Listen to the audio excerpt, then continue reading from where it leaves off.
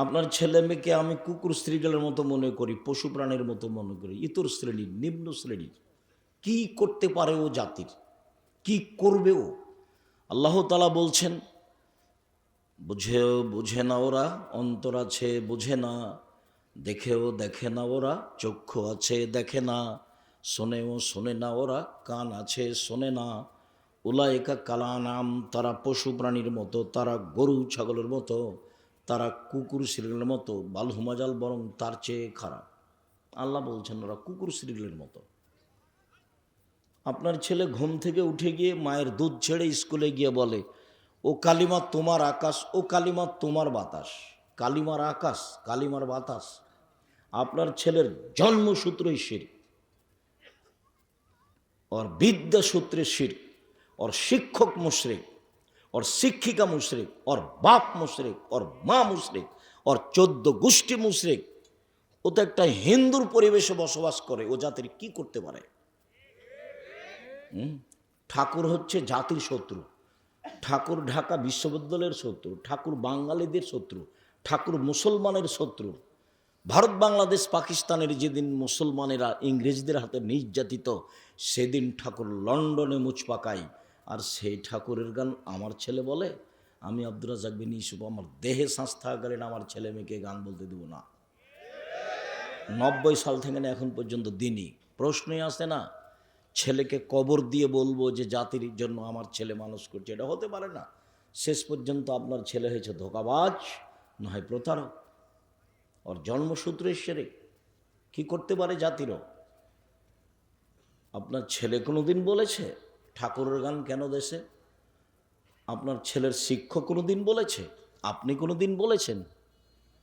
আমি তো এটা চাইনি কোনো দিন, যার কারণে আপনাকে আমি কোনো দিন শিক্ষিত মানুষ মনেও করতে পারিনি। সূত্র থেকেই ভুল। আল্লাহ তাআলা বলছেন, পিতাকে বলে বিবাহ করো। কোর্টের বিবাহ বাতিল, কোর্টের বিবাহ বাতিল, কোর্টের বিবাহ বাতিল, কাজী অফিসের বিবাহ বাতিল। যদি ওর 10টা ছেলে জন্ম নেয় কোর্টের বিবাহে, তো 10টা ছেলে জারদ সন্তান, অবৈধ সন্তান। দেখি কোন মায়ের বেটা কথা গিলাতে পারে? 90 সাল থেকে বলছি, 90 সাল থেকে, দু একদিন থেকে বলিনি। আল্লাহ রসুল বলছেন, লা নিকাহ ইল্লা বিওয়ালিন, বাপ ছাড়া বিবাহ হবে না। তো ওখানে বাপ নেই, মেয়ের বিবাহ হলো কি করে? কে বিবাহ দিল?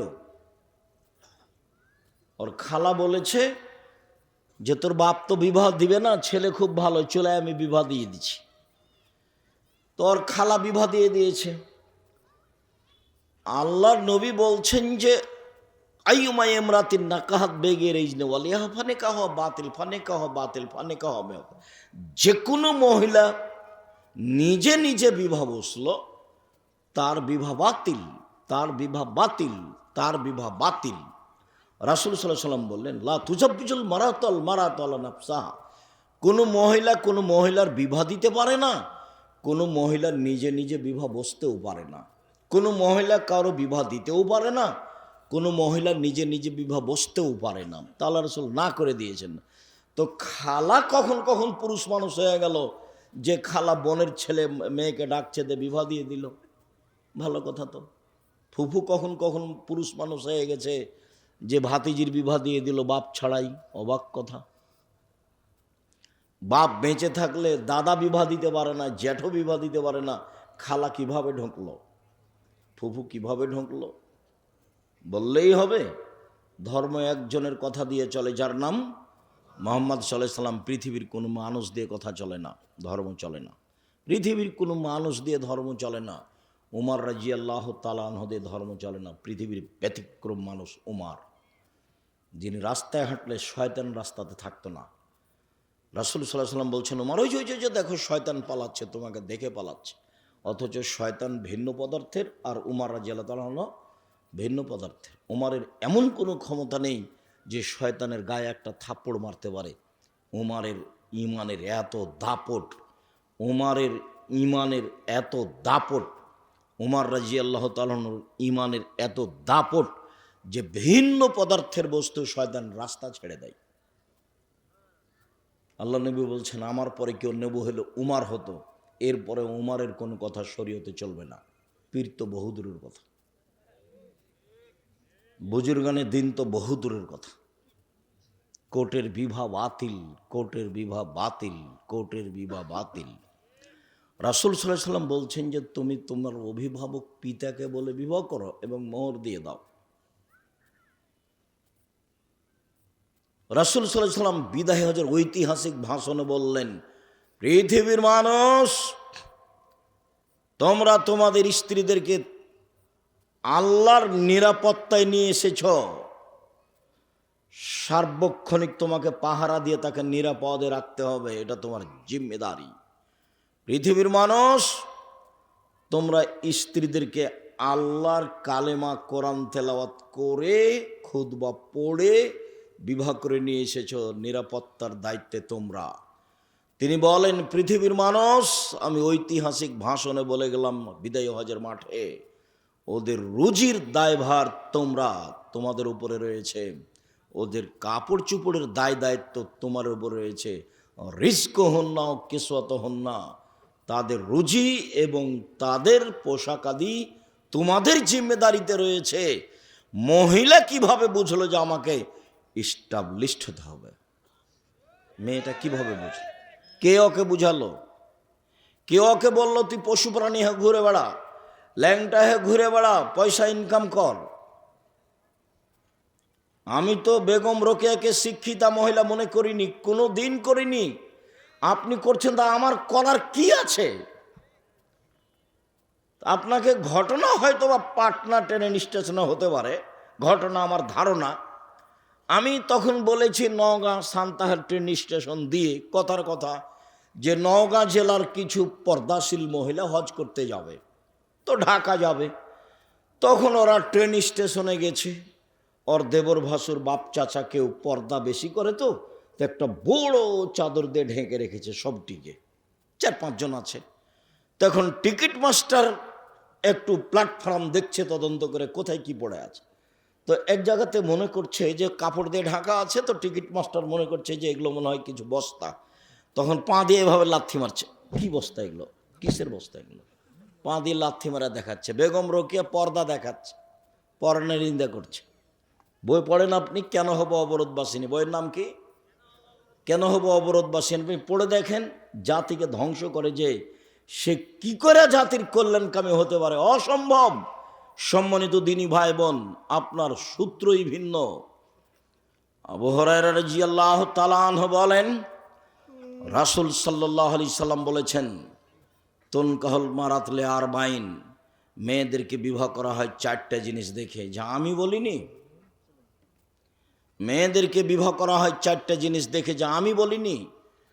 1, তুনকাহুল মারাতুল লে হাসাবেহা, তার বংশ দেখে বিবাহ করা হয়, আমি তা দেখতে বলিনি। বলে মা লেহা, তার অর্থ সম্পদ দেখে তাকে বিবাহ করা হয়, তা আমি বলিনি। বলে জামালেহা, তার সুন্দরতা দেখে মানুষ বিবাহ করে, যেটা আমি বলিনি।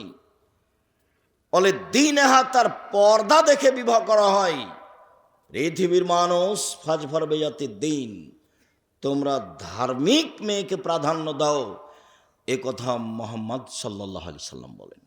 আপনি তো সংসারই বুঝলেন না, কাকে বিবাহ করতে হবে, কোন মেয়েকে পছন্দ করতে হবে, এটা তো আপনার হিসাবে আসলো না। কি করে আপনি সংসার করতে চান? আপনার ভিত্তি ঠিক নয়। আবার বিবাহের পদ্ধতি নওগাঁ জেলাতে যেটা আছে, চাঁপাই নবাবগঞ্জ জেলাতে যেটা আছে, বৃহত্তর রাজশাহীতে যা নিয়ম নীতি আছে, বিবাহের একটা নিয়ম নীতি জায়েজ নাই, সবই হারাম। তো যেভাবে আল্লাহ বিবাহ করতে বললেন সেটা করতে পারলেন না, যেভাবে নবী করিম সাল্লাল্লাহু আলাইহি সাল্লাম বিবাহ করতে বললেন সেটা করতে পারলেন না, আবার বিবাহ করার পদ্ধতিতে সামাজিক পথ অবলম্বন করলেন, রাসূলেরটা বাস্তবায়ন করতে পারলেন না, তাহলে বিবাহ সূত্র পদ্ধতি হারাম।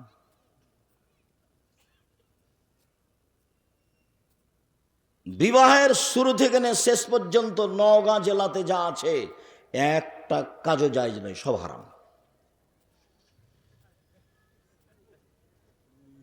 তারপরে বউ নিয়ে আসলেন, কিভাবে বাড়ি সাজালেন, বর বাসর ঘর তো সাজাতে হবে, এটা আল্লাহ রাসূলের আদেশ।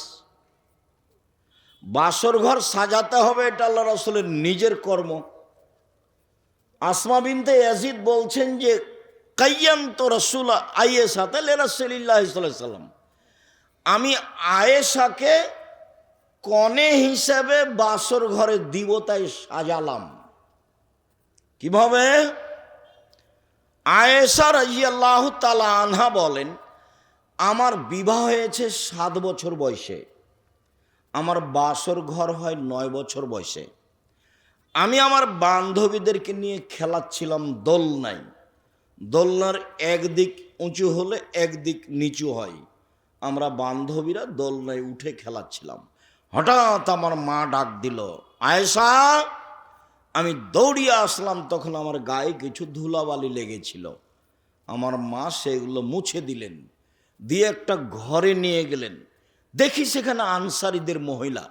বুঝতে পারলাম না বিষয়টি কি। আনসারী মহিলারা আমাকে সাজালো। কি দিয়ে সাজালো তা তিনি বলেননি। তিনি বলেছেন যে আনসারী মহিলারা আমাকে সাজালো, এ কথা আয়েশা রাদিয়াল্লাহু তাআলা আনহা বলেন। তবে রাসূল সাল্লাল্লাহু আলাইহি সাল্লাম বলেছেন, তিবুর রেজালে মাজাহারা রিহহু, পুরুষের সুগন্ধি যা গন্ধ পাওয়া যায় দেখতে পাওয়া যায় না। পুরুষের সুগন্ধি যা গন্ধ পাওয়া যায় দেখতে পাওয়া যায় না। পুরুষের সুগন্ধি যা গন্ধ পাওয়া যায় দেখতে পাওয়া যায় না। অতিবুন নিসায়ে মাজাহারা লৌনহু ও খাফা রিহহু, মহিলাদের সুগন্ধি যা দেখতে পাওয়া যায় গন্ধ পাওয়া যায় না। মহিলাদের সুগন্ধি যা দেখতে পাওয়া যায় গন্ধ পাওয়া যায় না। মহিলাদের সুগন্ধি যা দেখতে পাওয়া যায় গন্ধ পাওয়া যায় না। তার মানে আতর ব্যবহার করবে পুরুষ, আর মহিলাদের সাজগোজ করার জন্য যা কিছু আছে বিউটি পার্লারে, পদার্থ হারাম না হলে সবই জায়েজ। তবে বাড়িতে বিউটি পার্লারে ঢোকা যাবে না। ওইখানে যে মহিলা আছে তার সামনে মাথার কাপড় নামানো যাবে না, ওটা হারাম। তো তাহলে আয়েশা রাদিয়াল্লাহু তাআলা আনহার জন্য কিছু সাজানোর ব্যবস্থা ছিল।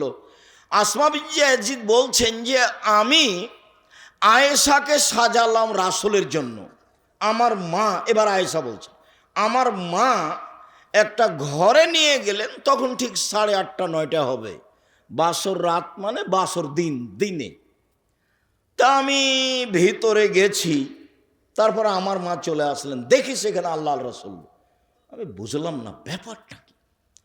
ঘরে তো আল্লাহ রাসূল ছাড়া কাউকে আমি দেখি না। আমি তো আল্লাহ রাসূলকে ভালোভাবেই চিনি।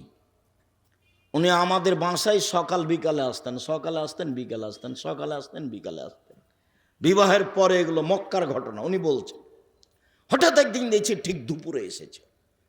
দুপুরে এসেই বলছেন, আবু বকর, কে এগুলো সরতে বলো। তো আবু বকর সিদ্দিক রাদিয়াল্লাহু আনহু, আপনারই তো পরিবার, মনে ওরা 2 বোন আছে, আসমা আর আয়েশা। তখন আল্লাহ রাসূল বলছেন ওদেরকে সরে যেতে বলো, মানে গোপন কথা আছে। তখন আবু বকর সিদ্দিক বলছেন যে ওরা আমার সাথে থাকবে, আপনি গোপন কথা বলেন। মানে আমি আর আয়েশা আর আসমা 3 জন একটাই সদস্য মনে করবেন। তারা গোপন কথা রক্ষা করতে এত সচেতন এবং মজবুত বুদ্ধিমতী। তারা আকাশ ভেঙে যেতে পারে, 2 হবে না, ওদের সরা লাগবে না। আপনি বলেন কি? বলছে হ্যাঁ, আদেশ হয়েছে আমাকেও চলে যেতে হবে, আর আমাদের মক্কায় থাকা হচ্ছে না, চলে যেতে হবে। কি করতে হবে?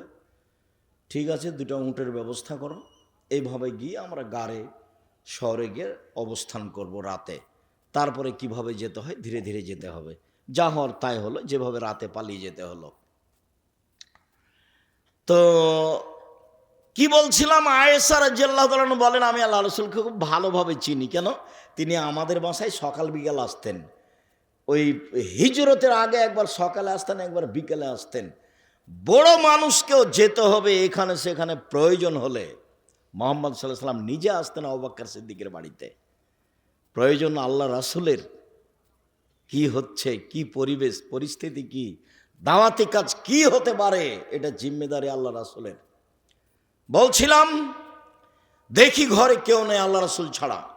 তারপর আসমা আসলেন, এসে এক গিলাস পানি নিয়ে শরবত নিয়ে এসে বললেন আমাকে যে আসমা এটা নাও, রাসূলের হাতে দাও। আমি তো লজ্জা পেয়ে গেলাম, আমি মাথা নিচু করে দিলাম। তখন আসমা আমাকে বলছেন না, গ্লাস নাও, রাসূলের হাতে দাও। একটু ধমকের কণ্ঠে বললেন। আমি গ্লাসটা নিয়ে রাসূলের হাতে দিলাম। রাসূল শরবত পান করলেন। তারপর আমাকে বললেন যে তুমি পান করো। আমি একটু পান করলাম। তারপর বললেন আসমাকে দিয়ে দাও। যখন আমি আসমাকে দিতে গেলাম, আসমা বললেন আল্লাহ রাসূল আমি আপনার হাত থেকে গিলাসটা নিতে চাচ্ছি। ঠিক আছে, তাই হলো। আয়েশা রাদিয়াল্লাহু আনহা আল্লাহ রাসূলের হাতে দিলেন। এবার আল্লাহ রাসূলের হাত থেকে আসমা নিলেন। বাসর রাতে মিঠাই ব্যবস্থা হবে, এটাও সুন্নাত। দেখেন আদর্শ পরিবার বই লেখা আছে, আপনার জন্য লিখেছিলাম, জাতিকে ফাঁকি দিইনি। জাতির যদি রাস্তাঘাট করে দিতে না পারি, জাতির যদি স্কুল কলেজ করে দিতে না পারি, জাতিকে চূড়ান্ত সঠিক ধর্ম দিতে পারবো ইনশাল্লাহ। ধর্মের ব্যাপারে ফাঁকি দিয়ে আমি পরকাল হারাতে রাজি নই। মুখে আছি, কলমে আছি, মিডিয়ায় আছি এবং শক্তভাবে আছি। দীর্ঘ 90 সাল থেকে না আজ পর্যন্ত পরিস্থিতি আমাকে কোনোদিন বাঁকা করতে পারেনি। পরিস্থিতির আমি 5 পয়সার দাম দিইনি কোনোদিন, সবসময় আছি, থাকবো ইনশাআল্লাহ। বিমানে মেয়েটা বলছে যে মাস্ক পরেন, আমি বলছি যে ধৈর্য ধারণ করো। মাস্ক পরেন মানে ধৈর্য ধারণ করো, মাস্ক পরেন, ধৈর্য ধারণ করো। 3-4 বার যখন হয়ে গেছে তখন আমি বলছি তোমাকে চাকরি দেওয়াটা ভুল করেছে মালিক, তোমাকে চাকরি দিতে হতো না। আমি যখন বিমানে উঠি তুমি দেখোনি যে আমার মুখে মাস্ক নেই, তুমি উঠতে দিলে কেন? তোমার চাকরি করা ঠিক নয় এখানে, মালিকের এটা উচিত তোমাকে ছেড়ে দেওয়া। আব্দুর রাজ্জাক বিন ইউসুফ ভাগ্য বাড়ায় নেয়, তাতে আমি রাজি নই। মাস্ক ব্যবহার করে ভাগ্য আমি বাড়াবো না। ঢাকায় অসুস্থ লোককে দেখতে গেছি করোনায়, তোরা 2 ভাই বোন আছে, লোকের একটা ছেলের একটা মেয়ে, ও বড়। তো আমাকে বলছে হুজুর ভিতরে যায়েন না, হুজুর ভিতরে যান না, এভাবে হাত জোড় করে আছে, ভিতরে যায়েন না।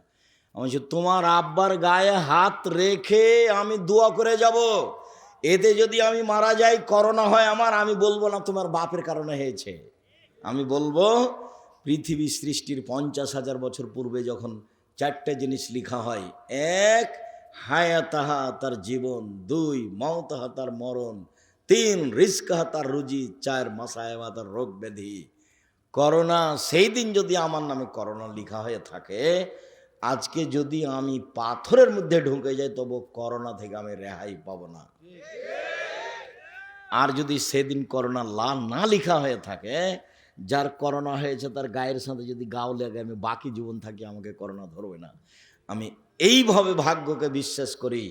অতএব তোমার বাপের করোনা হয়েছে সেই ভয়ে আমি ভিতরে যাব না, গায়ে হাত লাগাবো না, এরকম অপছন্দ না যায় হারাম কথা আমি আব্দুর রাজ্জাক বিন ইউসুফ বলি না। আর করোনার সূচনাতে ঘোষণা দিয়েছিলাম, কারো করোনা হলে আমি একসাথে খেতে প্রস্তুত। কেউ যদি মারা যায়, গোসল দিব আমি, জানাজা দিব আমি, কাফন দিব আমি, মাটিতে নামাবো আমি, সব আমি করবো একাই, কোনো চিন্তা নেই। তাতে আমার করোনা হলে আমি কাউকে যে বলবো না যে এই কারণে হয়েছে, ওটা তো আমি বলবো না, সেরেক আমি বলবো কেন? 2 দিন বাঁচতে এসে শিরক করে বাঁচতে রাজি নই। মরতে তো হবে, আজ হোক আর কাল হোক। মরণ তো একদিন পরে হলেও হবে, আজকে হলেও হবে, 1 ঘন্টা 5 মিনিট পরে হলেও হবে, আর হবেই, এটা তো নিশ্চিত। তো শিরক করে বাঁচতে আমি রাজি নই, শিরক মুক্ত অবস্থায় বাঁচতে চাই। সম্মানিত দিনী ভাই বোন, মহিলাদের মর্যাদা আল্লাহ তাআলা অনেক বলেছেন। পরিবারের কিভাবে আপনার পরিবারটা আদর্শ হবে সে অংশটুকু বলতে যাচ্ছে, তার আগে কয়েকটা কথা। মহান আল্লাহ বলেন অকারনা ফি বুয়ুতিকুন্না ওয়ালা তাবাররাজনা তাবারুজাল জাহিলিয়াতিল উলা, হে মুসলিম মহিলা বাড়িতে থাকো। বন্যতার যুগে, বর্বরতার যুগে, অসভ্যতার যুগে নারীরা যেভাবে রাস্তাঘাটে চলতো সেভাবে চলো না। এখন যেভাবে চলতে দেখছেন এটাই হলো বন্যতা, এটাই হলো বর্বরতা, এটা হলো অসভ্যতা, এটা হলো কুশিক্ষা। শিক্ষিতা নয়।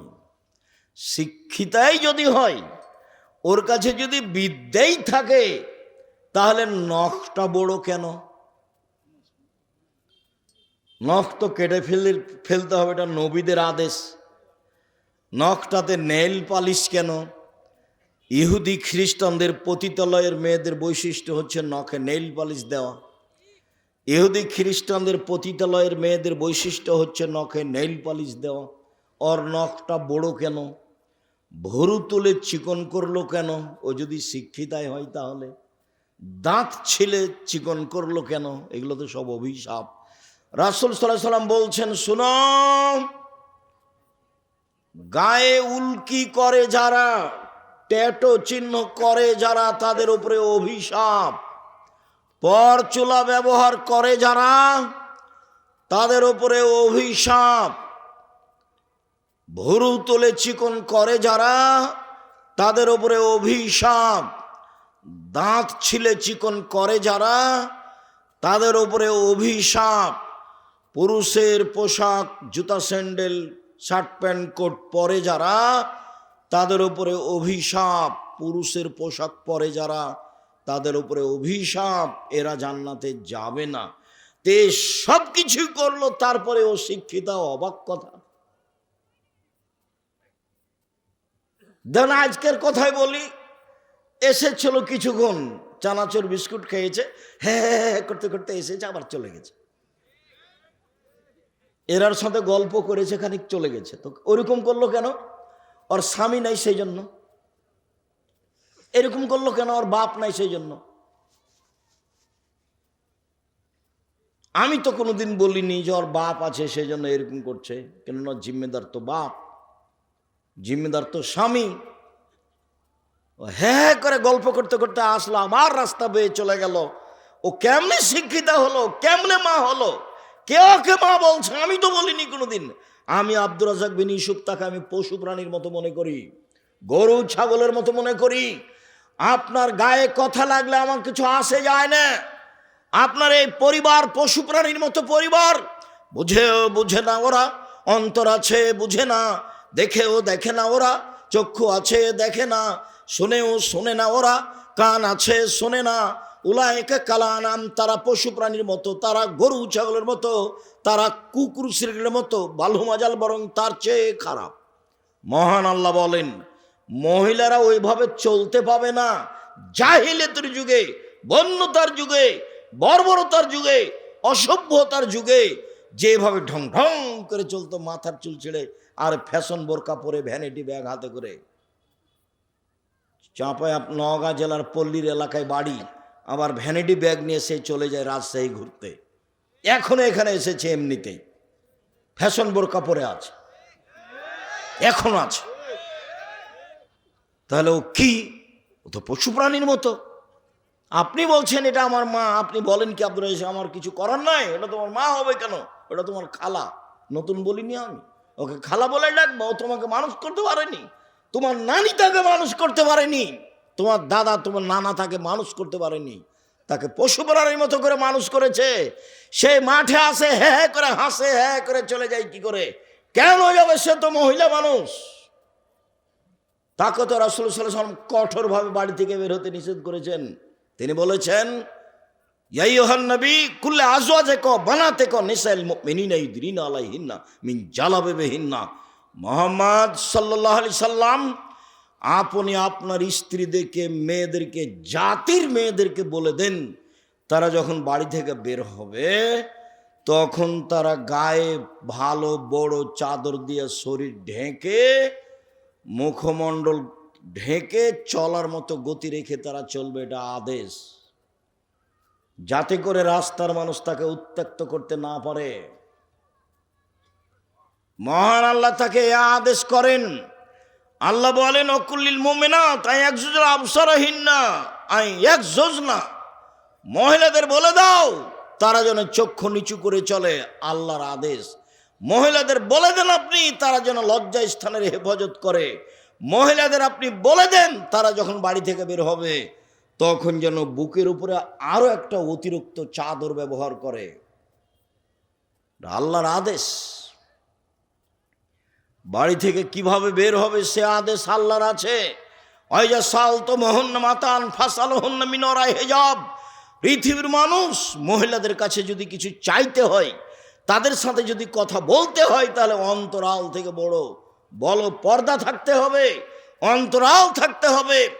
দেবরের সাথে মোটরসাইকেলে এসেছে, সে আবার শিক্ষিতা, ও পশু প্রাণী ও গরু ছাগল ও ইতর শ্রেণীর মানুষ, ও নিম্ন শ্রেণীর মানুষ, ও ইতর শ্রেণীর মানুষ, ও শিক্ষিত নয়।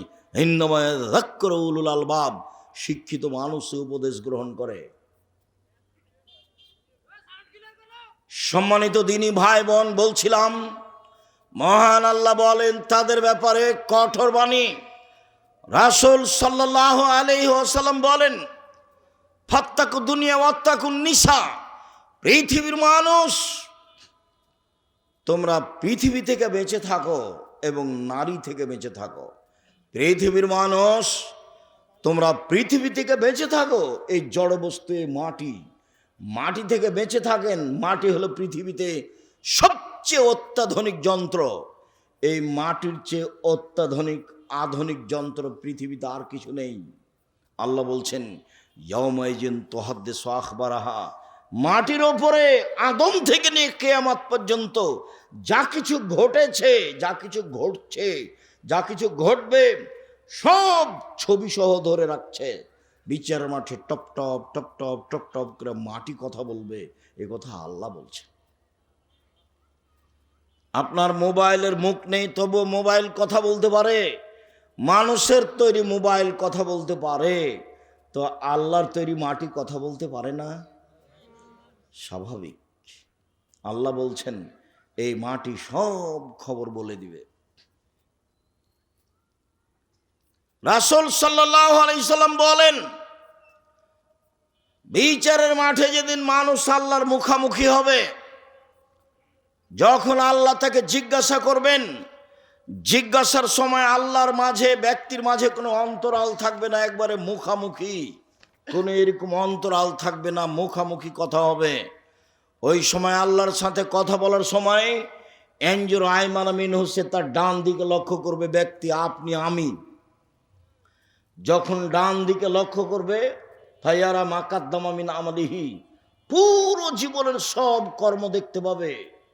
কোথায় ভাবির সাথে মোটরসাইকেলে গেল, কোথায় গায়ে হাত লাগালো, কোথায় কি করলো, সব একবারে ঝকঝক ঝকঝক করে টকটক করে দেখতে পাবে দিনের মতো ডান দিকে।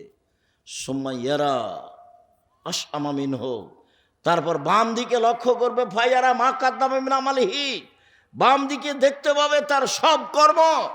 যা দেখলো ডানে তা দেখবে বামে, যা দেখলো ডানে তা দেখবে বামে। সুম্মা ইয়ানজুরু তিলকা ওয়াজহিহি, তারপর সামনের দিকে লক্ষ্য করবে, তখন দেখতে পাবে জাহান্নাম। আল্লাহ রাসূল শেষ বাক্যে বললেন, পৃথিবীর মানুষ, ফাত্তাকুন নারা ওয়ালাউ বিশিক্কি তামারাতিন। খেজুরের বীজের উপরে একটা খুব চিকন পর্দা আছে, সাদা। মূল অংশের নিচে বীজের উপরে একটা সাদা পর্দা আছে। এটা কি বুঝাতে পারলাম কথাটা? আল্লাহ রাসূল বলছেন, এই পরিমাণ হলেও দান করে তোমরা জাহান্নাম থেকে বাঁচো।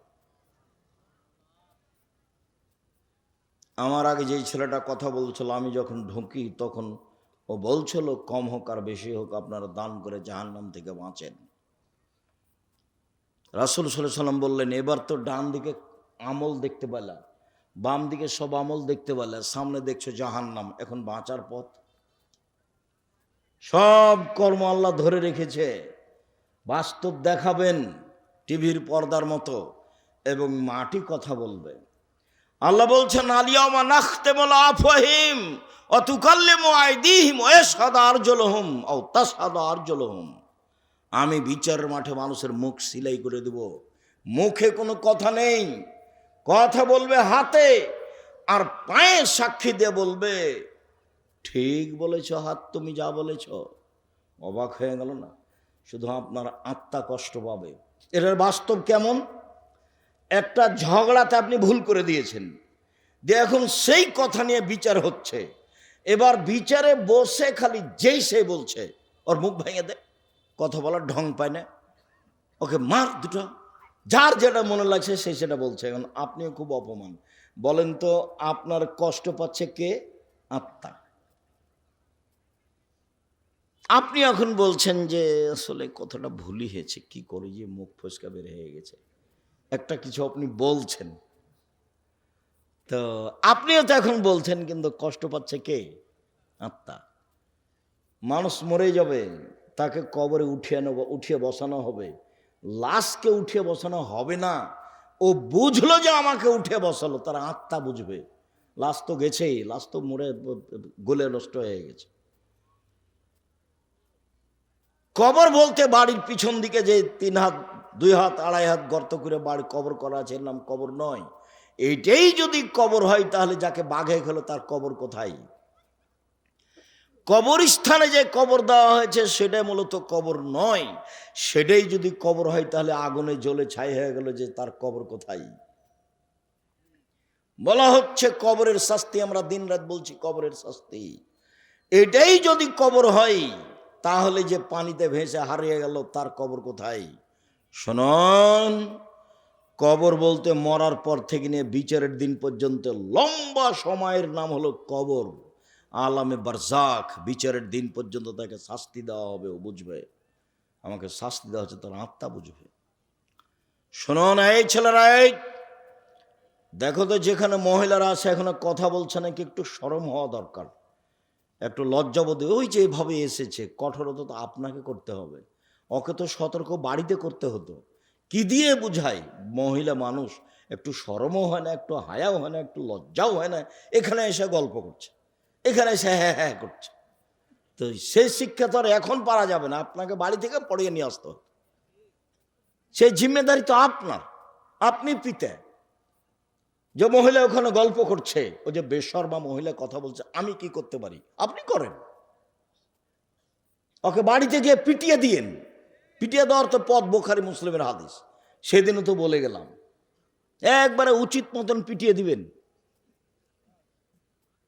সেদিন তো দেখালাম আপনাকে বুখারী মুসলিমের হাদিস, কেন ভুলে যাচ্ছেন? ওই যে আয়েশা রাদিয়াল্লাহু তাআলা আনহা বলেন, আমরা এক সফর থেকে আসছিলাম, হঠাৎ করে আমার গলার হার, হ্যাঁ ছেলে, ওই ছেলেটা ভিতরে কি নিয়ে ঘুরছে? শরম হয় না আপনাদের? চোখে পড়ে না? আমি তাফসির মাহফিল করতে এসেছি, বাদাম খাবেন আর গল্প করবেন আর জিনিস কিনবে, কোন কথা? এই কয়েক মিনিট বাদাম খেতে হবে? এই নোংরামি হিসাব কেন? এত খারাপ হিসাব কেন? আমি তো আপনার কাছে ভোট চাইতে আসিনি, আমি কোনোদিন নিঃসহ্য লেখার কাহিনীও বলি না, আজও বলতে আসিনি। 20 বছর 30 বছর আগে যা দেখেছেন আজকেও তাই। আমি কথা বললে আপনার অনেক কথা মুখস্থই আছে, মনে হয় যে হ্যাঁ এর কথা তো শুনেছি। আমি তো কোনো নতুন কথা বলতে পারি না। কোন সাহসে ওই ছেলে ঘুরে আর আপনি তার বাদাম কিনেন আর বসে খান? এ কোন হিসাব? আমি আল্লাহ রসুলের কথা বলছি আর আপনি খাচ্ছেন মানে? বাড়িতে গিয়ে ওকে পিটিয়ে দিয়েন যে হ্যাঁ হ্যাঁ করছে, তাকে পিটিয়ে না দিলে মুনাফেক আপনি, আপনি কথা মানেন না। আরে পিটিয়ে দিতে হবে, বুখারী মুসলিমের হাদিস। আমি কি করতে পারি? ওকে পিটাতে হবে এরকম বেটিকে, ওটা বুখারী মুসলিমের হাদিস। এর চেয়ে সামান্য ব্যাপারে বাপ পিটিয়ে দিলেন। এই যে আয়েশা রাদিয়াল্লাহু তাআলা আনহা বলেন, আমার গলার হার হারিয়ে গেল, খুঁজে পায় না, সালাতের টাইম হয়ে গেল, পানি নেই, ওযুও করতে পারি না, যেতেও পারি না। জনগণ আমার আব্বার কাছে গেল, আমার আব্বাকে গিয়ে বলল, ঘটনা কি হয়েছে জানেন? কি হয়েছে? আপনার মেয়ে তো হার হারিয়েছে, খুঁজে পাচ্ছি না। আয়েশাও বড় লজ্জিত, তার বড় বোনের হার নিয়ে এসেছে আসমার, লজ্জা পাচ্ছে, কেমনে ঘুরে যায়। সবাই বিপাকে। আবু বকর সিদ্দিক আসলেন মেয়ের দিকে। আয়েশা বলছেন, আবু বকর সিদ্দিক আমার নিকটে আসলেন। বললেন না যে আমার আব্বা, বলছেন আবু বকর সিদ্দিক রাদিয়াল্লাহু তাআলা আমার নিকটে আসলেন। ওয়া লাকা জানি লাকসাতান শাদীদা, আমার কোমরের উপরে খুব জোরে মারলেন। ওই সময় আমার স্বামী আমার উরু রানের উপরে মাথা দিয়ে ঘুমিয়েছিলেন। যদি আমার স্বামী আমার উরু রানের উপরে মাথা দিয়ে না ঘুমাতেন তাহলে আমি মায়ের কারণে দূরে সরে যেতাম, এত জোরে মেরেছেন। আর আমাদের দেশের অবস্থা প্রথমে নকল করি, তারপর হাদিস বলছি। আমাদের দেশের শ্বশুর যদি দেখে মেয়ের ওখানে গিয়ে যে মেয়ের উরু রানের উপরে মাথা দিয়ে জামাই ঘুমাচ্ছে, তাহলে ওই দিকে যাওয়া তো দূরের কথা, পাল্টা এভাবে ঘুরবে।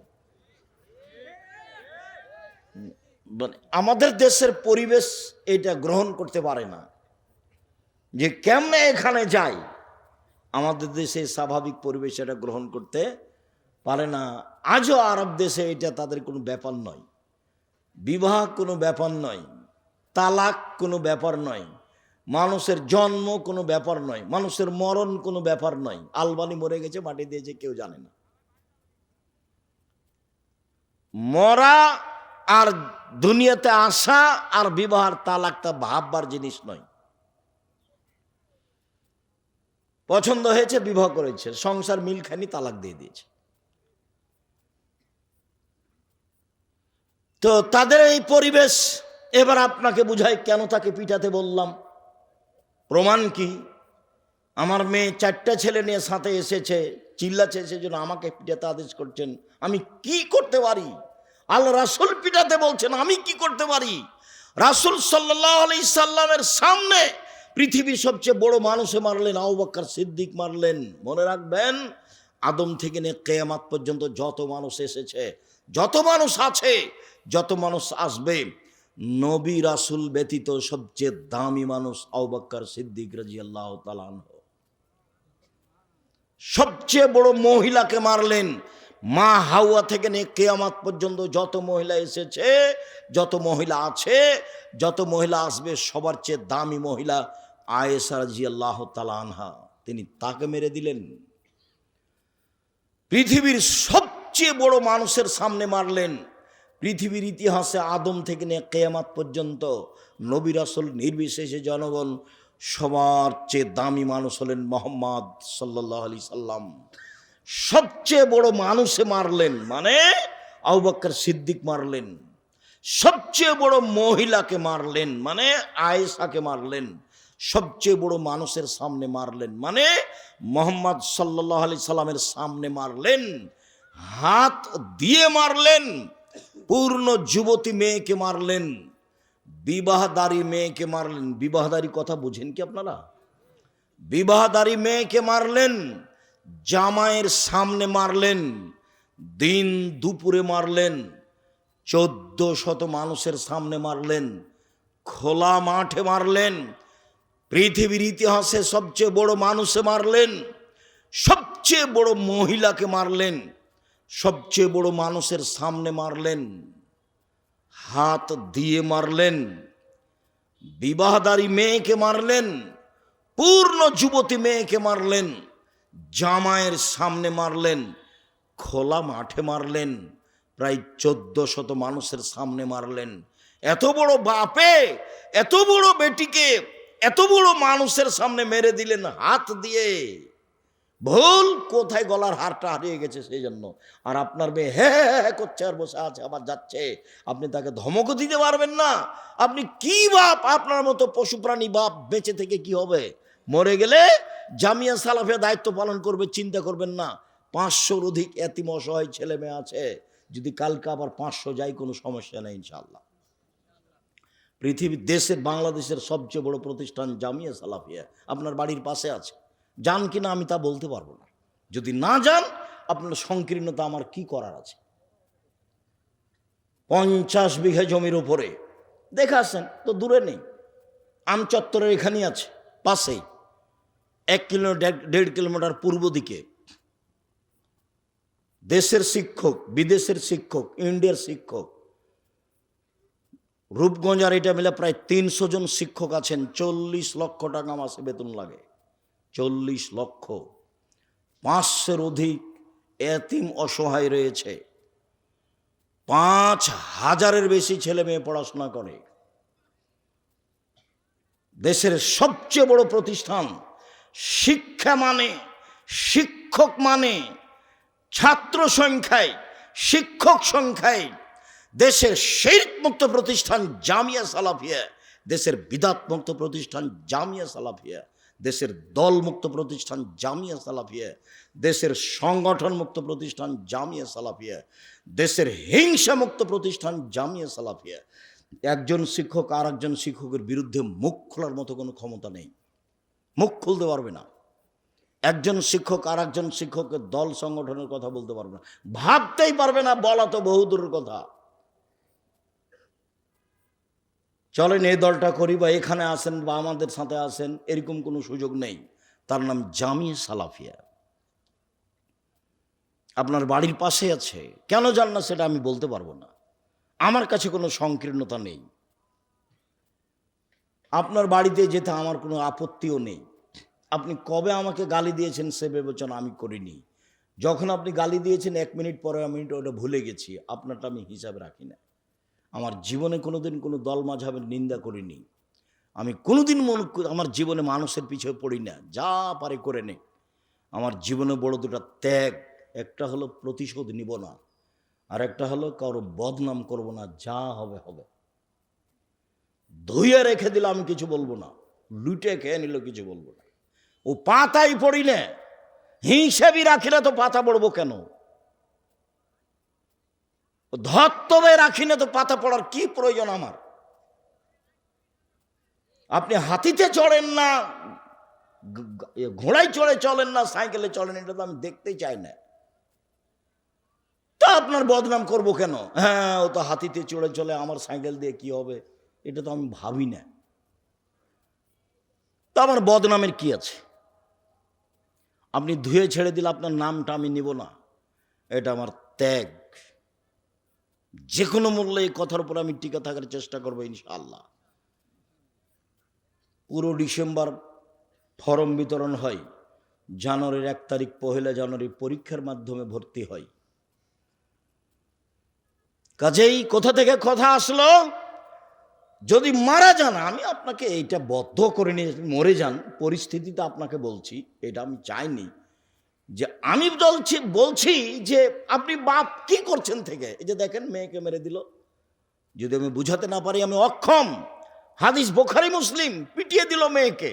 পৃথিবীর সবচেয়ে দামি মহিলা, পৃথিবীর ইতিহাসে এত দামি মহিলা কেউ জন্ম নেয় না। আপনার তো করে বেড়াই, আবার কি তার কয়েক কোটি আপনার মেয়েকে যদি জমা করা হয়, একটা আয়েশা হবে? তো এত বড় মেয়েকে মারলেন, এখন আপনাকে বললাম যে হ্যাঁ করছে, আপনাকে পিটিয়ে ঠিক করতে হবে। আপনি এখন কষ্ট পাচ্ছেন, কেমন হয়ে গেল কথা? আমার 4 ছেলের মা, 10 ছেলের মা হলো আপনি পিটাবেন? বাপের কাছে মেয়ে কোনোদিন বড় হয়নি, এটাই প্রমাণ। হাদিস বুখারী মুসলিম। জামাইয়ের সামনে, মানে পৃথিবীর বিরল ইতিহাস, পৃথিবীর বিরল ইতিহাস, মেয়ে কোনোদিন বাপের কাছে বড় হয় না। মেয়ের বয়স বেশি, বুড়ি হয়ে গেছে, এরপরও তার বাপ বেঁচে আছে, তাকে পিটিয়ে দিবে। তার প্রমাণ এটাই হাদিস। মেয়ের সব সময় বাপের অধিকার আছে, মেয়েকে কন্ট্রোলে নিয়ে আসবে, সংশোধন করবে। তাহলে তো ভালো হবে পরিবার। তাহলে এখানে এসে হইচই করবে কেন? জিম্মেদার তো আপনি, আমি কি করতে পারি? রাসূল সাল্লাল্লাহু আলাইহি ওয়াসাল্লাম বলছেন যে ওরা দুইজন, আমি আর ওই পিতা, মেয়ের পিতা জান্নাতে একসাথে এভাবে থাকব। তখন তিনি বললেন, 1 বিদ্যে শিখিয়ে দিল, 2 শিষ্টাচার শিখিয়ে দিল, 3 ভালো আচরণ করলো, 4 বিবাহ শাদী দিয়ে দিল। আমি আর সেই বাপ একসাথে জান্নাতে থাকব। আমি কি করতে পারি? শিষ্টাচার শিখাতে হবে। ওই মুহাম্মদ সাল্লাল্লাহু আলাইহি ওয়াসাল্লাম বলছে, দরজা লাঠিটা ঝুলিয়ে রাখো, ছেলে মেয়ের জন্য লাঠি ঝুলিয়ে রাখো। মেয়ে যদি একবার হ্যাঁ হ্যাঁ করে, তাহলে বুঝবে যে পিটন হবে। লাঠিটা ঝুলিয়ে রাখতে বলছেন মুহাম্মদ সাল্লাল্লাহু আলাইহি সাল্লাম। আবার বলছেন, লা তারফু আসাকা আদাবান মিন আহলিক, তোমার পরিবারের উপরে শিষ্টাচারের লাঠি উঠিয়ে নিও না, পরিবারের উপরে শিষ্টাচারের লাঠি রাখো।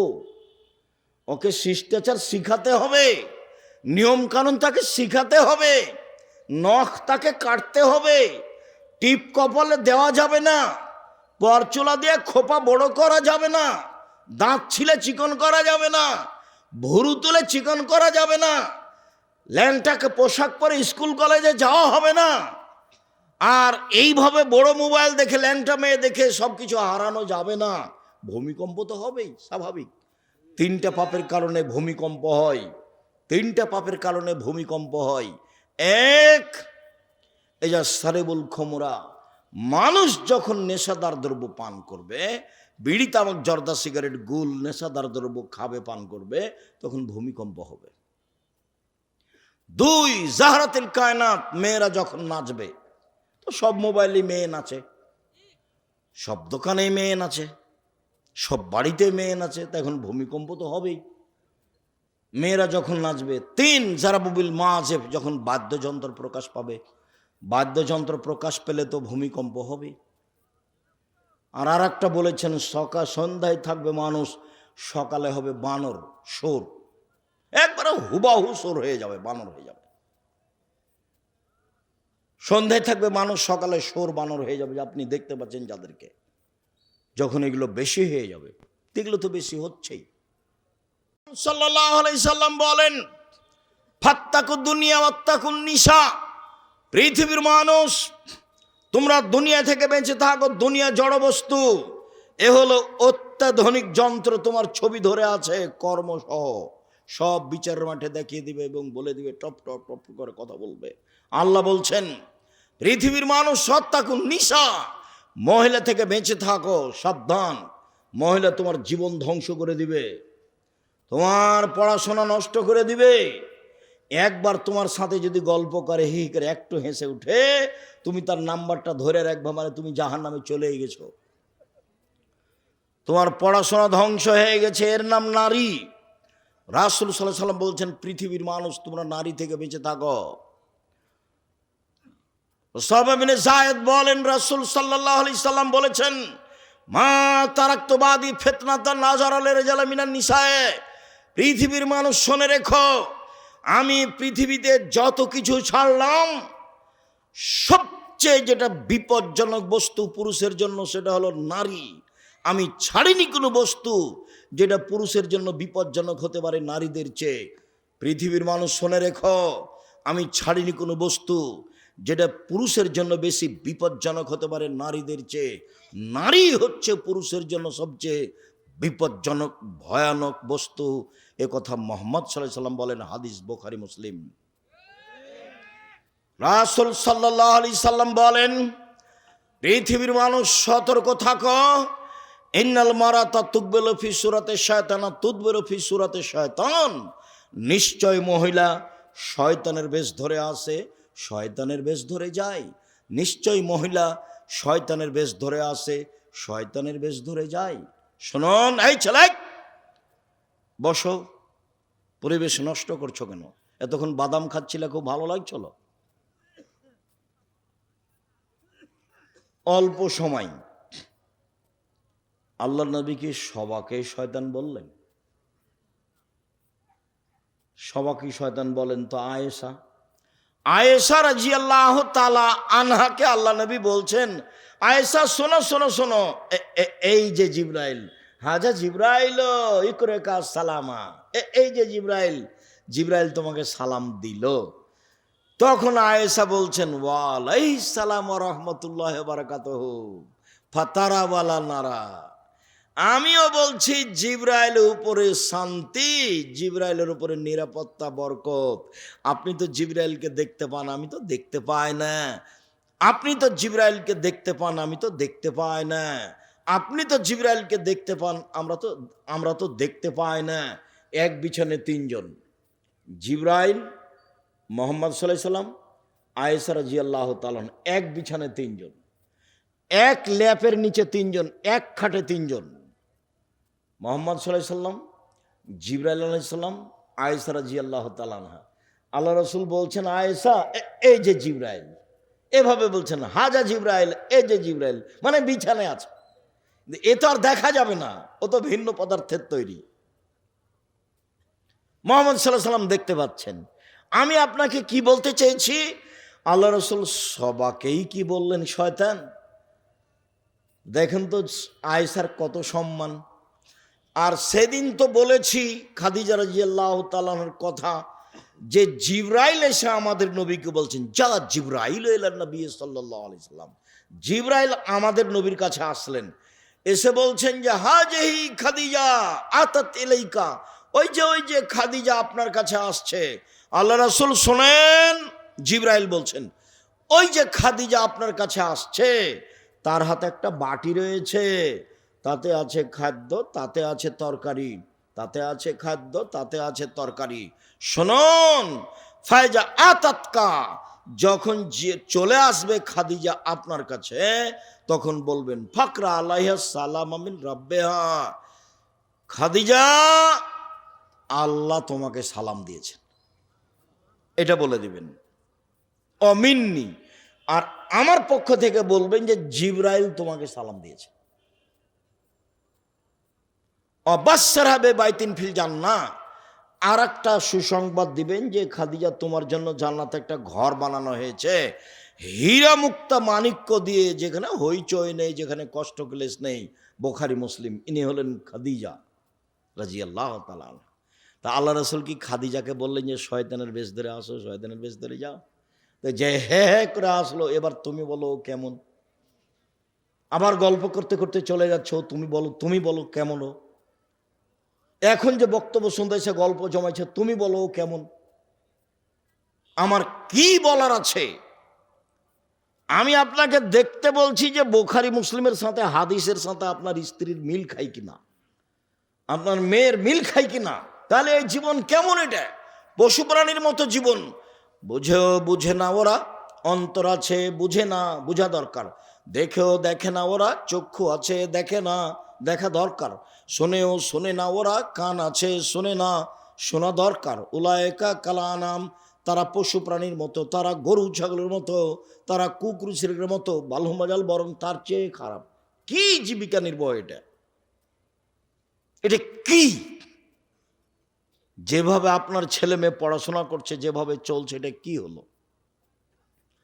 রাসূল সাল্লাল্লাহু আলাইহি সাল্লাম বলেন, ইয়াকুমুল মুগিবাত, শোনো, যেই মহিলার স্বামী বাড়িতে নেই সেখানে যায় না, নইলে বিপদে পড়ে যাবা।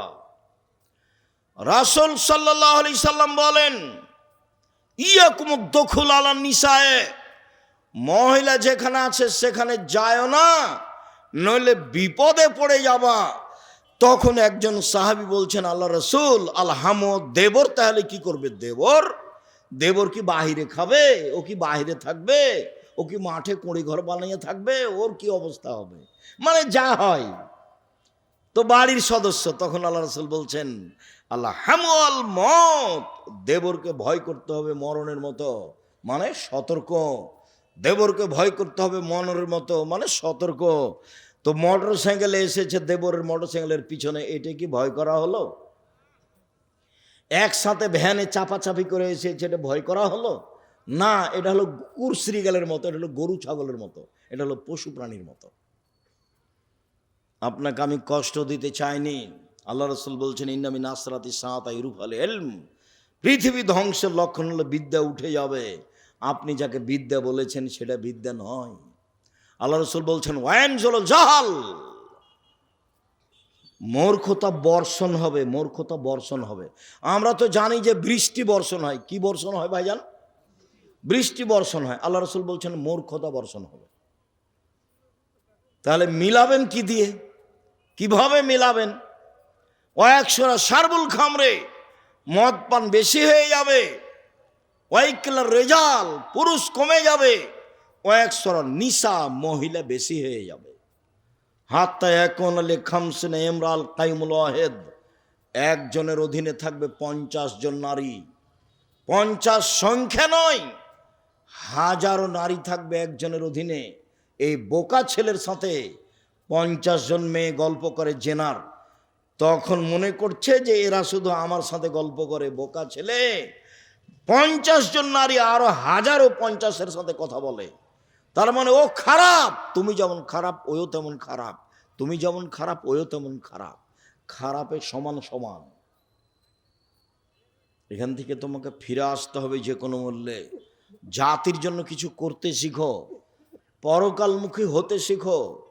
বাপ মাকে জাতিকে পরকালমুখী করতে শিখো। আসলে বিদ্যা অর্জন করো, বিদ্যা যেন তোমার জন্য বিপজ্জনক না হয়। রাসূল সাল্লাল্লাহু আলাইহি সাল্লাম বলছেন, আউযু বিকা মিন ইলমিন লা ইয়ানফা।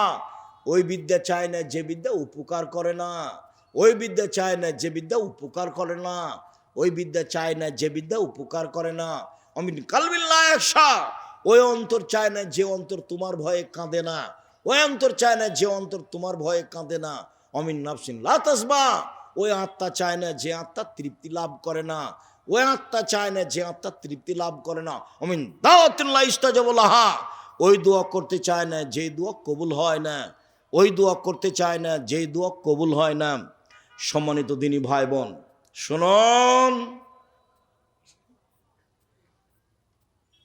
অল্প সময়, আমি তো আব্দুল্লাহ বিন ফজল রাহিমাহুল্লাহ নয় যে ফজর পর্যন্ত কথা বলবো। আব্দুল্লাহ বিন ফজল নাম শুনেছেন কিনা এখন আপনারা? ও তো অনেক দিন আগের ছিলেন, ঘন্টার ঘন্টা বক্তব্য দিতেন। কিভাবে যে কথা বলতেন, শ্রোতাও বসে আছে, উনিও বলছেন, বলতে বলতে ফজর আজান হয়ে গেছে। 4 ঘন্টা 5 ঘন্টা 6 ঘন্টা বক্তব্য দিতেন। মানুষও বসে আছে, পেশাব পায়খানা ভুলে গেছে। আর আমরা তো হয় 1 ঘন্টা নয় 1.5 ঘন্টা। আপনার ঠিক মোবাইলের মতো, আপনার মোবাইলে যেমন নেশা, ওই যে আপনি রাত 12টায় চালু করেছেন মোবাইল, দেখতে দেখতে ফজর আজান হয়ে গেছে, বুঝতেই পারেননি কখন 4 ঘন্টা পার হয়ে গেছে। এটা হলো নেশা। সেখানে কোনো সমস্যা হয় না, কিন্তু এখানে বসলে শয়তান বলে, যা বাইরে যা, বাইরে যা, চা শেষ হয়ে গেল, চা বাইরে যা। ওটা শয়তান, তোমাকে যে বারবার বলছে হলো শয়তান। ওর খুব ক্ষমতা, ওকে আল্লাহ এইভাবে ক্ষমতা দিয়ে সৃষ্টি করেছে এবং ও চেয়ে নিয়েছে ক্ষমতা। আপনার আমার ক্ষতি করতে পারবে এই ক্ষমতা ও চেয়ে নিয়েছে এবং তার চাওয়াটা আল্লাহ মেনে নিয়েছেন। কিন্তু আল্লাহ বলেছেন যে, দেখ শয়তান, আমি আমার সম্মানের কসম করে বলছি, আমি ইজ্জতের কসম করে বলছি, আমার মান সম্মানের কসম করে বলছি, আমার উচ্চতার কসম করে বলছি, আদমের ছেলে মেয়ে যদি আমার কাছে ক্ষমা চায় তাহলে আমি ক্ষমা করে দেব। যতবার তুই ভুল পথে নিয়ে যাবি ততবার যদি আমাকে বলে আস্তাগফিরুল্লাহ ওয়া আতুবু ইলাইহি, তাহলে আমি সেটা ক্ষমা করে দেব। সম্মানিত দিনী ভাই বোন, বলছিলাম রাসূল সাল্লাল্লাহু আলাইহি সাল্লাম যা বলেছেন তাতে মূলত আপনাকে আর আপনার স্ত্রীকে এই পরিবার ভালো হওয়ার এবং ধ্বংস হওয়ার দায়িত্ব দিয়েছেন।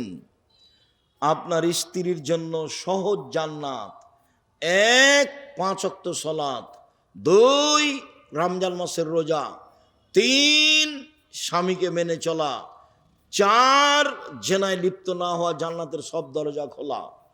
আপনার স্ত্রীর জন্য জান্নাত সহজ, 1 5 ওয়াক্ত সালাত, 2 রমজান মাসের রোজা সেম, 3 স্বামীকে মেনে চলা, তিতা লাগলেও মিঠা লাগলেও, 4 জেনায় লিপ্ত না হওয়া। ঘটেই যদি যায় এই দুর্ঘটনা, তাহলে আল্লাহর কাছে ক্ষমা চাইতে হবে, আল্লাহ ক্ষমা করে দিবেন। রাসূল সাল্লাল্লাহু আলাইহি ওয়াসাল্লাম বলেছেন, কেউ যদি আল্লাহর ভয়ে কাঁদে তাহলে তার জাহান্নামে যাওয়া এইরকমই অসম্ভব, গাভীর বান থেকে চাপ দিয়ে দুধ বের করে ভিতরে ঢোকানো যেমন অসম্ভব। আপনি চাইলে আল্লাহ খুশি হন, আর আপনি যদি নাচে মুখখান চুপটি করে থাকেন তা আল্লাহ অসন্তুষ্ট হন। চুপটি করে থাকবেন কেন? মসজিদে যাবেন, 2 রাকাত সালাত আদায় করবেন, হাত তুলে দোয়া করেন। আব্দুর রাজ্জাক সাহেব কি আপনার ব্যক্তিগত হাত তুলে দোয়া নিষেধ করেছেন? না, বলেছেন যে সবাই মিলে হাত তুলে দোয়া করা বিদআত, তখন পাপ হবে। আপনি হাত তুলে বলেন, কান্নাকাটি করেন, কাঁদেন না কেন? একাই উঠে 2 রাকাত সালাত আদায় করে বলেন। আল্লাহ রাসূল বলছেন, কেউ যদি আল্লাহর ভয়ে চোখের পানি 1 ফোঁটা ঝরায়, তাহলে এই চোখের পানি আল্লাহর কাছে এত প্রিয়, 1000 বার হজ করলেও হজ তত প্রিয় নয়। মানুষ কি 1000 বার হজ করতে পারবে? 2-4 বার করতে পারে। আজীবন সালাত আদায় করা কাজটি আল্লাহর কাছে অত প্রিয় নয়, 1 ফোঁটা চোখের পানি আল্লাহর কাছে যত প্রিয়। পাপ হয়ে গেছে, আপনি ক্ষমা চান, ক্ষমা হবে ইনশাআল্লাহ।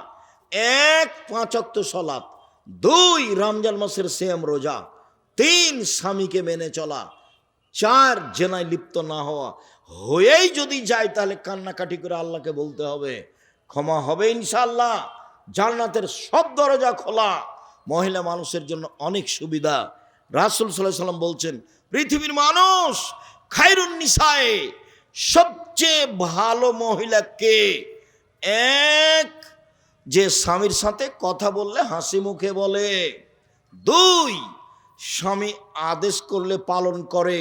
3, স্বামী বাড়িতে না থাকলে নিজেকে হেফাজতে রাখে, স্বামীর অর্থ সম্পদ হেফাজতে রাখে।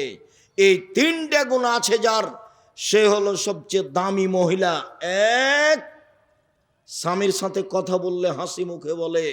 2, স্বামী আদেশ করলে পালন করে। 3, স্বামী বাড়িতে না থাকলে নিজেকে হেফাজতে রাখে। এ হলো সবচেয়ে দামি মহিলা।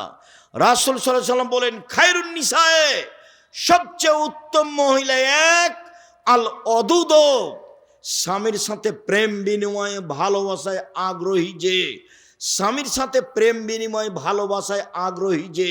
2, আল অদুদ, বেশি বেশি সন্তান দিতে পারে যে।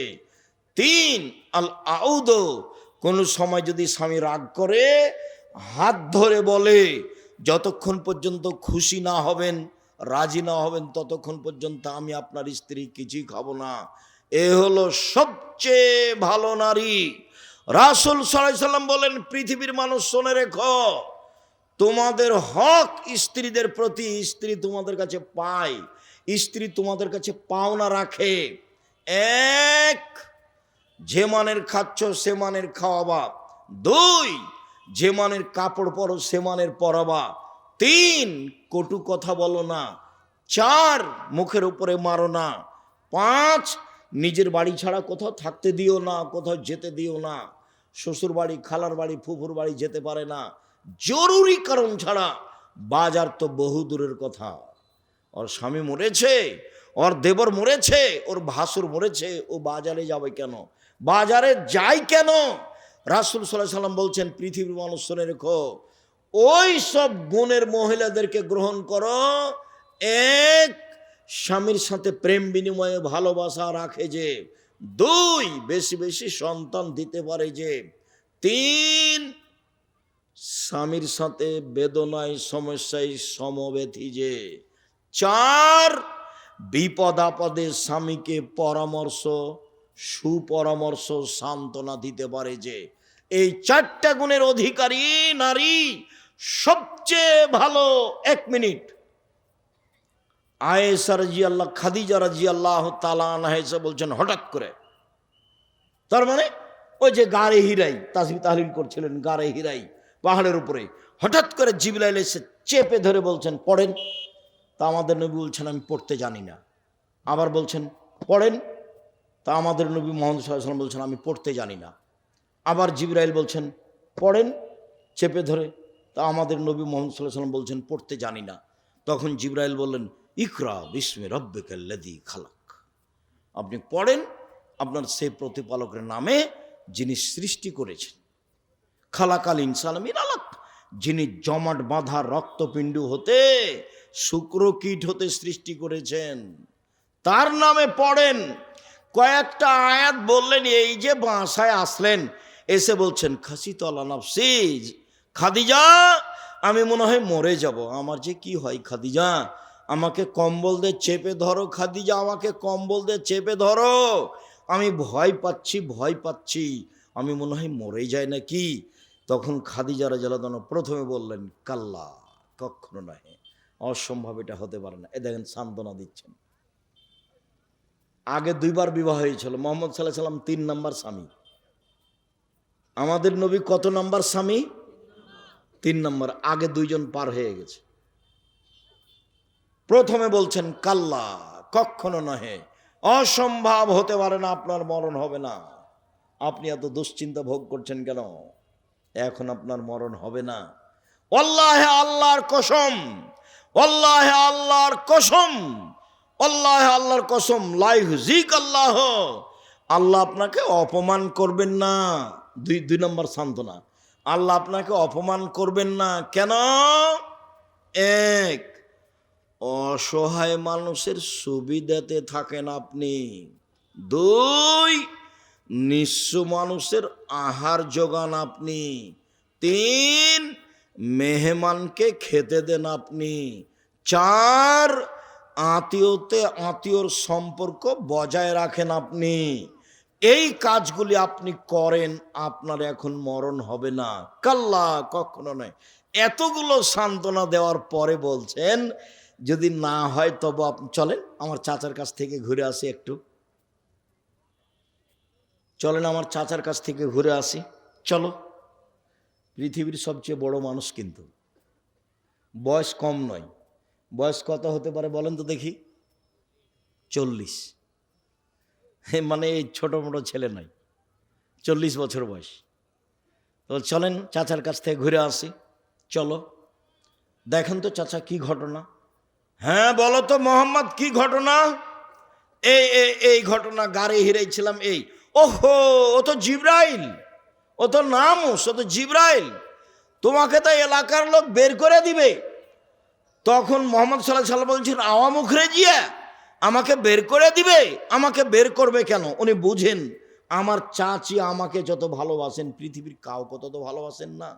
আমার দাদা, আমার গ্রামবাসী, আমার আত্মীয় স্বজন, উনি মানুষের ভালোবাসা খুব বুঝতে পারতেন। বয়স 40 হয়ে গেছে, বয়স 20, 30, 25 নয়। পরিবেশ বুঝতে পারতেন মানুষ তাকে কত ভালোবাসে। এই মানুষটাকে বের করে দিবে, এটা হতেই পারে না। তখন মোহাম্মদ সাল্লাল্লাহু আলাইহি ওয়াসাল্লাম বলছেন, আমার গ্রামের লোক আমাকে বের করে দিবে? কেন বের করবে? তারা বের করবে না। অস্বীকারমূলক জিজ্ঞাসা, কেন বের করবে? তখন জি বলছেন, ওরাকা, শোনো শোনো শোনো, জীবনে যার কাছে জিবরাইল এসেছে, যে গ্রামের লোক, তাকেই বের করেছে। জীবনে যার কাছে জিবরাইল এসেছে গ্রামের লোক, তাকে কি করেছে? বের করে দিয়েছে। নূহ আলাইহিস সালামকে বের করে দিয়েছে, ইব্রাহিম আলাইহিস সালামকে বের করে দিয়েছে, দাউদ আলাইহিস সালামকে বের করে দিয়েছে, সুলাইমান আলাইহিস সালামকে বের করে দিয়েছে, জাকারিয়া আলাইহিস সালামকে বের করে দিয়েছে, নূহ আলাইহিস সালামকে বের করে দিয়েছে, মূসাকে বের করে দিয়েছে, ঈসাকে বের করে দিয়েছে, আপনাকেও বের করে দেবে। ওই সময়তে যদি আমি থাকি তাহলে আপনার সহযোগিতা করব, কিন্তু ওই সময়তে ছিলেন না, মারা গেছিলেন। এ দেখেন খাদিজা কিভাবে স্বামীকে সান্ত্বনা দিচ্ছেন। আর আপনি যদি আসেন বিদেশ থেকে, কোনো ভুল হয়ে যায়, এসে যদি বলেন, শোনো খাদিজা, কি যে করি দুর্ঘটনা, তোমাকে তো যেতে নিষেধ করলাম, তোমাকে তো যেতে, কেন গেলে তুমি, কেন গেলে তুমি, কেন গেলে তুমি, তোমার স্বভাবই খারাপ, তুমি যাও কেন? হ্যাঁ, একে বউ কি করবেন? একে তালাক দিয়ে দেন। এ হস্তিনী বউ, এর কোনো বুঝ নাই। এই ছেলে, আর একটা স্ত্রীর পক্ষ থেকে সান্ত্বনা দিয়ে আমরা কথা শেষ করছি। দেখো তুমি, হুদায়বিয়ার সন্ধি, হুদায়বিয়ার যুদ্ধ গেছেন, আল্লাহ রাসূল বলছেন ফিরে যেতে হবে, যুদ্ধ হবে না। তখন ওমর রাদিয়াল্লাহু তাআলা বলছেন, কেন? ইসলাম ধর্ম সত্য নয়? বলে হ্যাঁ সত্য। আপনি সত্য নবী নন? বলে হ্যাঁ সত্য। আপনি কাবা ঘরে ঢুকবে কথা বলেননি? বলে হ্যাঁ বলেছি, তবে এবছরে ঢুকবে কথা বলিনি। এবার এখানে আর কিছু বললেন না। আবু বকর সিদ্দিককে বলছেন, আচ্ছা আবু বকর সিদ্দিক, ইসলাম ধর্ম সত্য নয়? হ্যাঁ সত্য। মুহাম্মদ সাল্লাল্লাহু আলাইহি সাল্লাম সত্য নন? হ্যাঁ সত্য। মুহাম্মদ সাল্লাল্লাহু আলাইহি সাল্লাম বলেননি যে কাবা ঘরে ঢুকবো? তো হ্যাঁ বলেছেন, তবে এবছরে ঢুকবো এই কথা বলেননি। ঢোকার জন্য তো আসছেন। যা বলেছেন আল্লাহ রাসূলের হুবাহু শব্দ আবু বকর সিদ্দিকের। বুখারীর হাদিসে মানে অক্ষরের অমিল নেই, অক্ষর হুবাহু একটাই দুইজনের। তার মানে আবু বকর সিদ্দিক রাদিয়াল্লাহু আনহু কত উঁচু মানুষ, যদিও উমারের রাস্তায় শয়তান হাঁটে না। মানুষের মানের কম বেশ। উমার যে রাস্তা দিয়ে হাঁটতেন সে রাস্তা দিয়ে শয়তান হাঁটতো না। কিন্তু দেখেন উমার বলছেন এই কথা আর আবু বকর সিদ্দিক বলছেন এই কথা। আচ্ছা ঠিক আছে, যা হলো হলো। আল্লাহ রাসূল বলছেন, শোনো সবাই এখন কুরবানি করো, মাথা নেড়ে করো, কুরবানি করো, কাবা ঘরে ঢুকবো না, বাড়ি ফিরে যাব, যেতেই হবে। কেউ কুরবানি করে না। এখন আল্লাহ রাসূল উম্মু সালমাকে গিয়ে বলছেন, উম্মু সালমা বড় বেকায়দা। বলে কি হয়েছে? কেউ যে কুরবানি করছে না, সবাইকে যে আমি কুরবানি করতে বলছি, সবাই বলছে যে আগে কাবা ঘরে যাব তারপরে কোনো কথা। কুরবানি এখানে করবো কেন? ওই যে ওই যে ওই যে মিনা দেখতে পাচ্ছি, ওই যে আর 1-1.5 কিলোমিটার, ওই যে মিনা দেখতে পাচ্ছি, ওখানে কুরবানি করবে, এখানে করব না। সবাই একমত। তখন বলছেন উম্মু সালমা, আচ্ছা ঠিক আছে, আপনি আপনারটা করেন, দেখা যাক কি হয়। কে বলছেন এ কথা বলেন তো? উম্মু সালমা পরামর্শ দিচ্ছেন, আপনি কি করেন, আপনি আপনারটা জবে করেন। আল্লাহ রসুল এবার তাঁবু থেকে বের হয়ে নিজের ছাগলটা ধরে জবে করে দিলেন। এবার সাহাবীগণ দেখলেন তাহলে তো এখন করাই লাগে, আর কি করি, চলো তাহলে করি। ঠান্ডা হয়ে গেল পরিবেশ। এর নাম উম্মু সালমা। বউ একটু ভালো হতে হবে, খালি ফোহর বউ হলে হবে? ফোহর দুনিয়ার হুঁচলা, বুদ্ধি কম, খালি এই চাই সেই চাই, আপনার ওই ইয়েতে যেতে চাই, কি ওটা স্বপ্নপুরি যেতে চাই, ভালো কাপড় চাই, এগুলো সংসার টিকবে না, ঝগড়া লাগবে সংসারে। বউ এমন হতে হবে, তুমি যাতে খুশি আমি তাতে খুশি, তুমি যাতে খুশি আমি তাতে খুশি, তুমি মোটা কাপড়ে খুশি তো আমিও খুশি, তুমি চিকন কাপড়ে খুশি তো আমিও খুশি, আমার পক্ষ থেকে কোনো আপত্তি প্রতিবাদ থাকিবে না। তখন শয়তান চুপটি লেগে চলে যাবে। আর যদি বউ খালি একবার বলে তুমি তো একটা ভালো কাপড় দিলে না, তখন শয়তান একটু পরে বললো তোকে দেয় না, তো তোকে দেয় না, কোনোদিনই দেয়নি, জীবনও দেয়নি। তখনও দেখবে হ্যাঁ ঠিকই তো আমাকে দেয় না, খালি মনে মনে এগুলো বলছে, বলতে বলতে ভোর হয়ে গেছে। সকালে তখন বলছে তোর ভাতই খাবো না। তো বলছে ভাত খাবি না, যা তাহলে এক্ষুনি ছেড়ে দে। আচ্ছা ঠিক আছে দিচ্ছে একটু পরে, এক্ষুনি আমাকে তালাক দিয়ে দে। তা দেখেন ও বোকামি কেমন, দেখেন খুব চাপ দিয়ে বলছে। তখন থামতে যখন না বেড়েছে তখন যা, 1 তালাক 2 তালাক 3 তালাক, তালাক দিলাম যা। যেমন তালাক দেওয়া হয়েছে তেমন আর শয়তান নেই।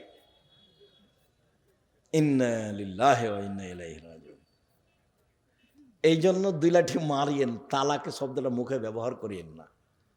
আল্লাহ রসুল বলছেন তৎ করে তালাক বললেও তালাক, মজাক করে তালাক বললেও তালাক, জিদ করে বললেও তালাক, যেভাবে বলুক না কেন মুখ দিয়ে উচ্চারণ হয়ে গেলে তালাক চূড়ান্ত। বউকে বলেছে তুই আমার মার মতন, কিছুই হয় না। বউকে বলেছে তুই আমাকে বাপ বলে ডাক, কিছুই হয় না, ফালতু কথা।